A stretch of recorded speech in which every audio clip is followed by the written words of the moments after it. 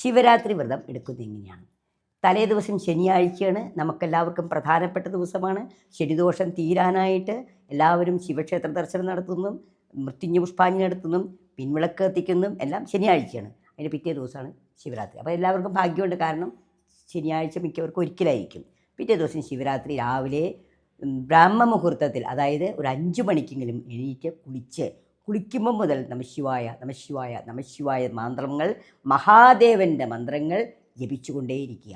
കുളി കഴിഞ്ഞ് നമ്മൾ വീട്ടിൽ ഒരു നെയ്വിളക്ക് കത്തിക്കുക. സാധാരണ വിളക്ക് കൂടാതെ ഒരു നെയ്വിളക്ക് കത്തിച്ച് ക്ലീം ശിവായ നമ 108 പ്രാവശ്യം ജപിച്ച് തൊഴുത ശേഷം നമ്മൾ ക്ഷേത്രത്തിൽ പോയി തൊഴുത് ഭഗവാന് അഭിഷേകങ്ങൾ, കൂവളമാല, കൂവളത്തിലെ കൊണ്ട് അർച്ചന, ഇതെല്ലാം ചെയ്ത ശേഷം നമ്മൾ ഭഗവാനെ തൊഴുത് ഭഗവാന് നിവേദ്യങ്ങളൊക്കെ സമർപ്പിച്ച് തൊഴുതു വരാം. അന്ന് ഭക്ഷണം കഴിക്കരുത്, ഉപവാസമെടുക്കുക. അഖണ്ഡനാമ ജപങ്ങളുണ്ടെങ്കിൽ അവിടെ നമ്മൾ പങ്കുകൊള്ളുക. അതായത് രാവിലെ തുടങ്ങി രാത്രി 12 മണി വരെ ജലപാനമില്ലാതെ ഭഗവാനെ പ്രാർത്ഥിച്ച് നല്ലത്. ആരോഗ്യസ്ഥിതി അനുസരിച്ച് വേണം ചെയ്യാൻ. ആരോഗ്യസ്ഥിതി മോശമായവരെ ഉച്ചയ്ക്ക് ഒരു നേരം ഊണ് കഴിക്കാം. അത് ഒരിക്കലുണ്ടുക എന്ന് പറയും. അത് ഉള്ളി, ഉഴുന്ന്, പപ്പടം ഒന്നും കഴിക്കരുത്. രുചി നോക്കാതെ ഉണക്കച്ചോറോ അല്ലെങ്കിൽ പച്ചരിച്ചോറോ ഒരു വാളം കഴിക്കാം.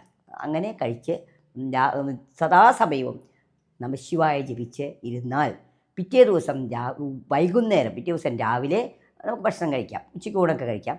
വൈകുന്നേരം സന്ധ്യയ്ക്ക് ദീപം കണ്ട ശേഷം മാത്രമേ ഉറങ്ങാവൂ. എത്ര ഉറക്കം വന്നാലും ഉറങ്ങരുത്, ഉറങ്ങി അതിൻ്റെ ഫലം പോവും.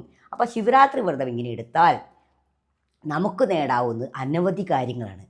1000 ഏകാദശിക്ക് തുല്യമാണ് ഒരു ശിവരാത്രി. ഏകാദശി നമുക്കറിയാമല്ലോ, അവർക്കറിയാവുന്നതാണ് ഏകാദശി മഹാത്മ്യം.